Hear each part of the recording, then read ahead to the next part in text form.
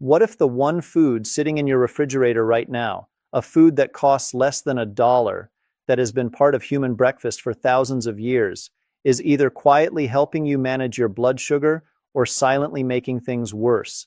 And here's the part that will surprise you. It's not about whether you eat eggs. It's about a very specific set of decisions you make around them.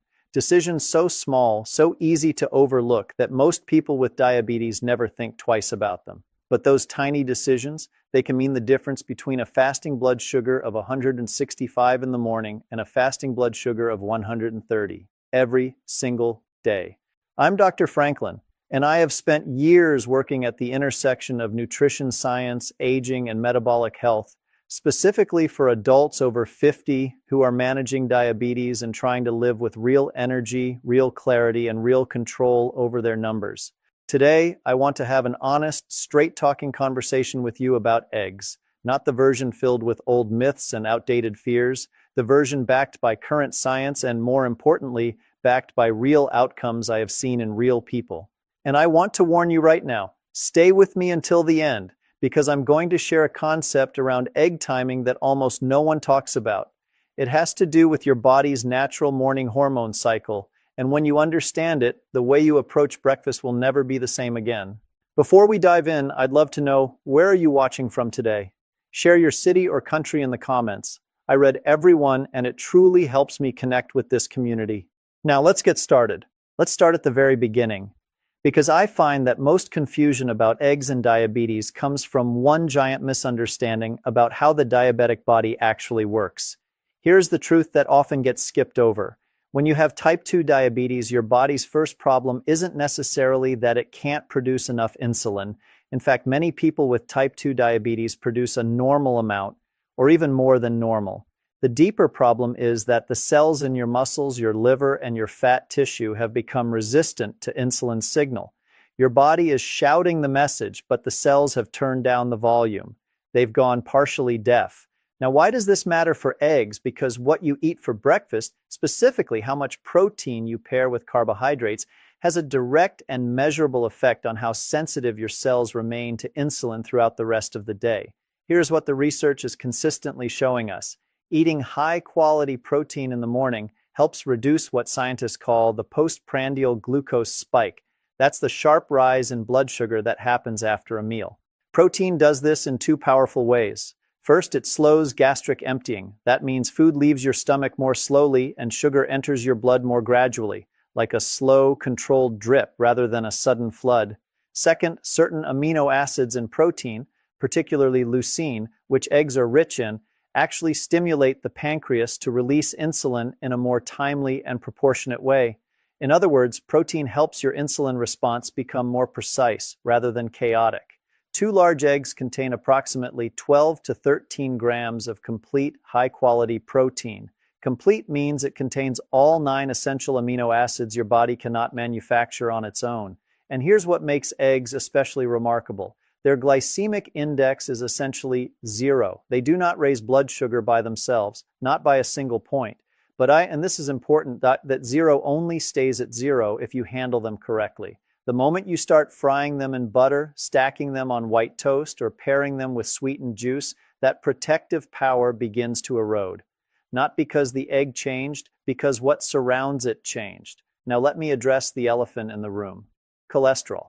Because I know what some of you are thinking. You were told, probably by a doctor, maybe 10 or 15 years ago, that eggs raise your cholesterol and are dangerous for your heart. And if you're living with diabetes, which already increases cardiovascular risk, you took that advice seriously. You gave up eggs, you switched to oatmeal and fruit. You thought you were making the safer choice. Here is what the science now tells us, and I want you to hear this clearly. For the vast majority of healthy adults, including most people with type 2 diabetes, dietary cholesterol, the cholesterol you eat in foods like eggs, has a minimal effect on your blood cholesterol levels. The bigger drivers of harmful LDL cholesterol are refined carbohydrates, added sugars, and trans fats, not eggs. In fact, research published in the American Journal of Clinical Nutrition found that whole egg consumption improved what scientists call cholesterol efflux capacity. That is, the ability of your HDL, your good cholesterol, to actually remove harmful cholesterol from your artery walls and carry it out of your body.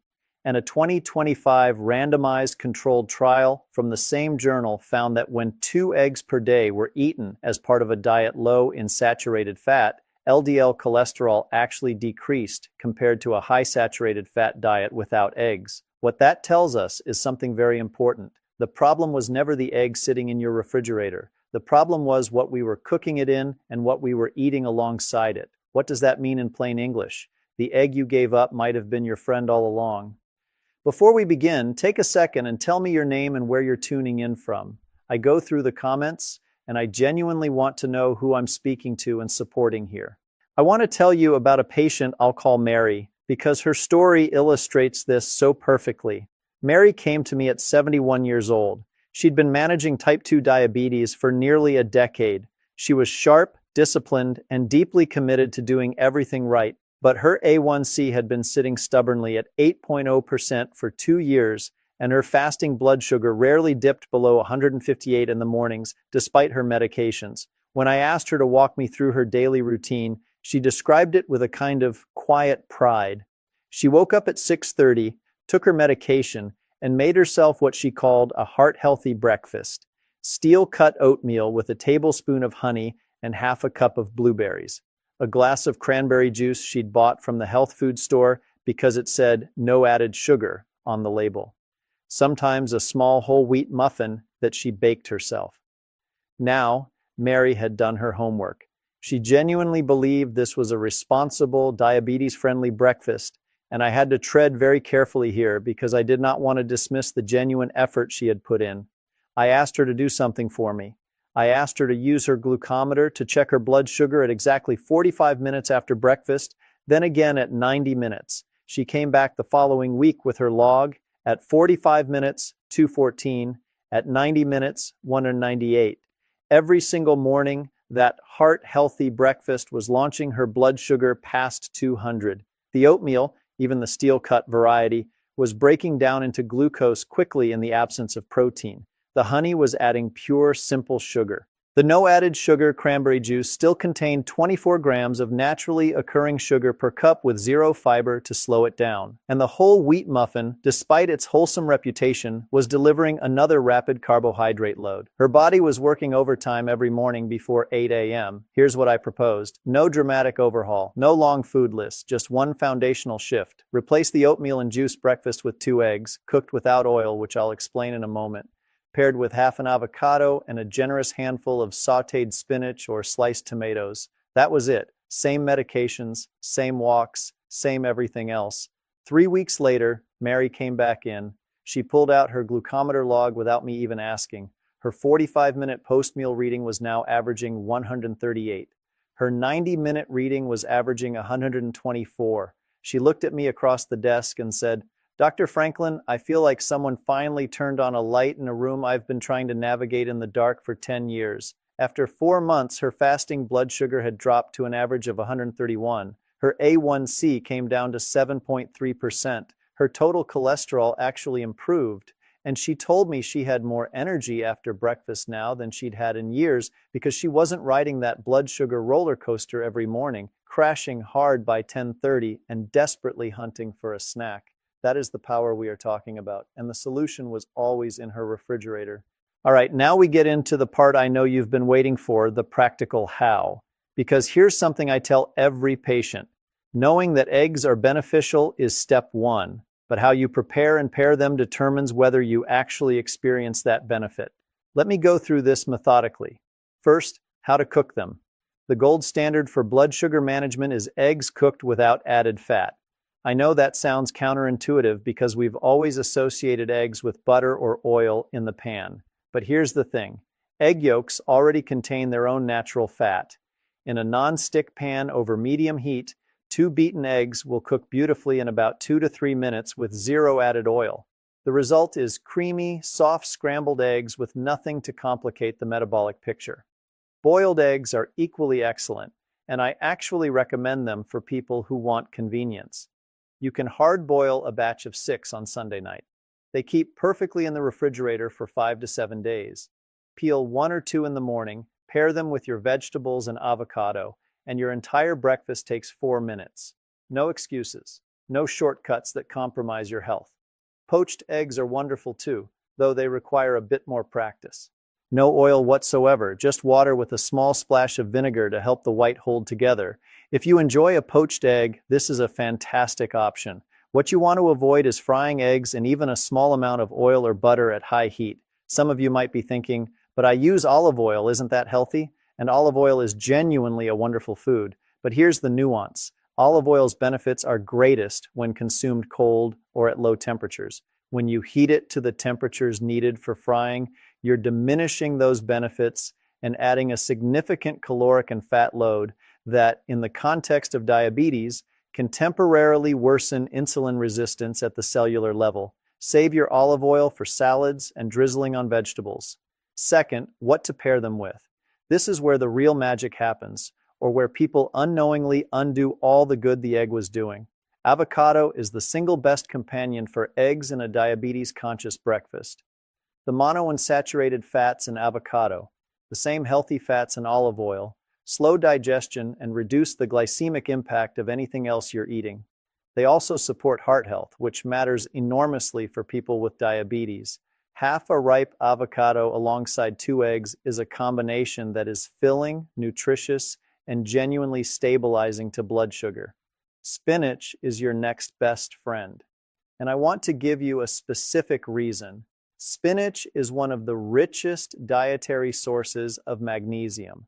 Studies have consistently found that people with type 2 diabetes tend to have lower magnesium levels than people without diabetes, and low magnesium is directly associated with poor insulin sensitivity. Eating spinach regularly, especially with a protein-rich meal, is one of the simplest ways to address that gap. Tomatoes, bell peppers, onions, mushrooms, all excellent additions. They are low in carbohydrates, high in fiber, and they increase the volume and nutrition of your meal without pushing your blood sugar up. What you want to avoid pairing with your eggs: white bread, flour tortillas, sweet biscuits, hash browns, sugary ketchup, orange juice, and processed deli meats like bacon or sausage. These pairings are so common at breakfast that many people don't even think of them as choices. They just feel like what goes with eggs. But every one of those additions either spikes blood sugar directly or adds inflammation-promoting saturated fat and sodium that works against you. If you're still here with me and finding this helpful, take a moment to type 2 in the comments. It lets me know you're watching and getting value from this. Third, the one change that makes the biggest difference but nobody talks about. I promised you earlier that I'd share something about egg timing and your body's morning hormone cycle. Here it is. There's a phenomenon called the dawn phenomenon, and if you monitor your blood sugar, there's a chance you've noticed it without knowing what it was called. It works like this. In the hours just before you wake up, your body releases a wave of hormones, cortisol, glucagon, growth hormone, as part of its natural preparation to get you out of bed and functioning. One of the effects of these hormones is that your liver starts releasing stored glucose into your bloodstream, raising your blood sugar even before you've eaten a single thing. For people without diabetes, the body simply produces a little more insulin and handles it quietly. For people with type 2 diabetes, that early morning glucose release can push fasting blood sugar significantly higher than it was at midnight.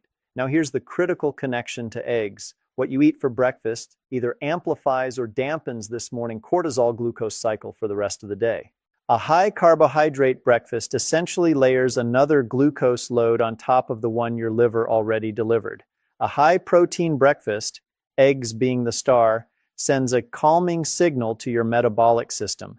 It feeds your muscles without triggering additional insulin surges, and it dampens the inflammatory response that cortisol can trigger. The practical implication: eat your eggs within 30 to 60 minutes of waking up. Don't let that morning cortisol window run unchecked. Give your body protein early, and your blood sugar curve for the rest of the day will be measurably flatter. If this is helping you understand your body in a new way, make sure you subscribe and join us. I share simple, science-backed habits like this every week to help you stay in control of your health. I want to tell you about a gentleman named Robert, 66 years old, a retired school principal who came to me with what he called stubborn morning numbers. His fasting blood sugar was consistently between 145 and 165 despite reasonably good daytime control.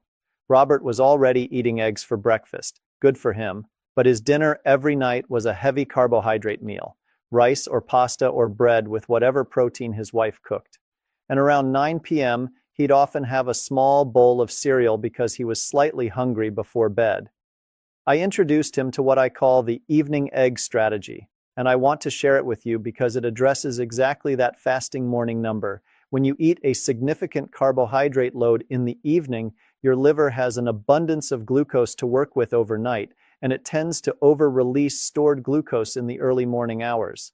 But when you replace that evening carbohydrate load with a protein-centered meal, particularly eggs, your liver's overnight behavior changes. It has less glucose to work with, so its early morning release is more measured and controlled.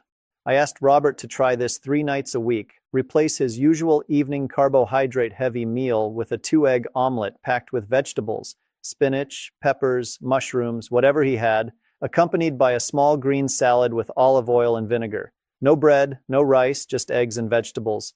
3 nights per week, that was all. After 3 weeks, his average fasting blood sugar had dropped from 158 to 137. He was stunned. His primary care physician at his next appointment looked at his home glucose log and asked what medication he'd changed. Robert told him, "I started eating eggs for dinner 3 times a week." The doctor actually laughed, not unkindly, but with genuine surprise, because we are simply not taught to think of food as having that kind of targeted, measurable impact. But it does. Now, an important point I want to make clearly, because I take this seriously. If you are on insulin therapy, a significant change like adding high-protein meals in the evening can affect how your insulin works overnight. Please, before you make dietary changes this significant, have a conversation with your doctor or your endocrinologist. Tell them what you're planning. Ask them if any dose adjustments might be needed. Good communication with your healthcare team is not optional. It is part of the strategy. Let me quickly pull together the most common mistakes I see people with diabetes make around eggs, because avoiding these alone will move the needle on your numbers. Mistake 1. Cooking in oil or butter. The egg has its own fat. Cook it dry in a non-stick pan or boil it. Simple. Mistake 2. Pairing with refined carbohydrates. White toast, corn tortillas, biscuits, these undo the protein benefit almost immediately. If you want something alongside your eggs, choose half a slice of true dense whole grain bread with visible seeds, eaten after the eggs, not before. Mistake 3. Drinking juice alongside. Even fresh squeezed 100% natural orange juice delivers a significant glucose hit with no fiber. Eat the whole fruit if you want the vitamin C. Don't drink the juice. Mistake 4. Throwing away the yolk. The yolk contains choline for liver health, vitamin D for insulin sensitivity, lutein and zeaxanthin for eye protection, and B vitamins for nerve function. People with diabetes need every single one of those nutrients. Eat the whole egg. And if you've made it this far and you're getting value from this, type the number 4 in the comments. It's a simple way to let me know you're here and following along.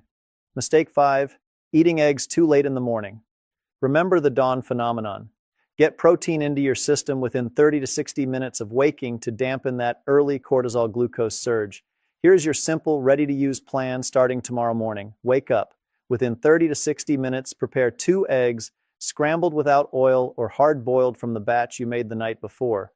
Pair them with half an avocado and a generous portion of any non-starchy vegetable, spinach, tomatoes, peppers, or mushrooms. Drink water or unsweetened herbal tea. Eat the eggs and vegetables first. If you need a small piece of whole grain bread, eat it last. That is it. Nothing exotic, nothing expensive, nothing that requires a special trip to a health food store. If you want a mid-morning snack, a single hard-boiled egg with a small handful of walnuts or almonds is your most blood sugar stable option. It will hold you through to lunch without a crash. I want to close with something Mary said to me at her 6-month follow-up appointment. I asked her how she felt about the change she'd made, not just the numbers, but how she felt waking up in the morning. She thought about it for a moment and said, "For the first time in years, I'm not afraid of my breakfast. I used to dread checking my blood sugar after I ate because I always knew it was going to be high, and I never understood why when I was trying so hard. Now I check it and I feel proud, not of the food, of the fact that I finally have the right information. That sentence stayed with me, because that's what this is really about. It's not about eggs, it's about giving you back a sense of agency over your own health. It's about replacing fear with knowledge and replacing frustration with a strategy that actually works. Your body is not your enemy. It has been doing its best with the signals it's been given. When you give it better signals and the right protein at the right time paired with the right foods, it responds, sometimes faster than you'd ever expect. Start tomorrow morning. 2 eggs, cooked without oil, half an avocado, a generous pile of vegetables. Eat within an hour of waking up, then come back here next week and tell me in the comments what your numbers looked like. If this video gave you something real today, a new angle, a new idea, one thing you didn't know before, please give it a like. It takes 1 second and it tells me that this kind of content is worth making more of, and share it. If you know someone, a spouse, a sibling, a friend, who is struggling with their blood sugar and feels like they've tried everything, please send them this video. Because sometimes all it takes is one piece of information arriving at the right moment to change everything. This video is for educational and informational purposes only. It is not intended as medical advice and does not replace the guidance of your personal physician or healthcare team. Always consult your doctor before making changes to your diet, especially if you are taking medication for diabetes or any other condition. I'll see you in the next one. Take care of yourselves. You deserve it.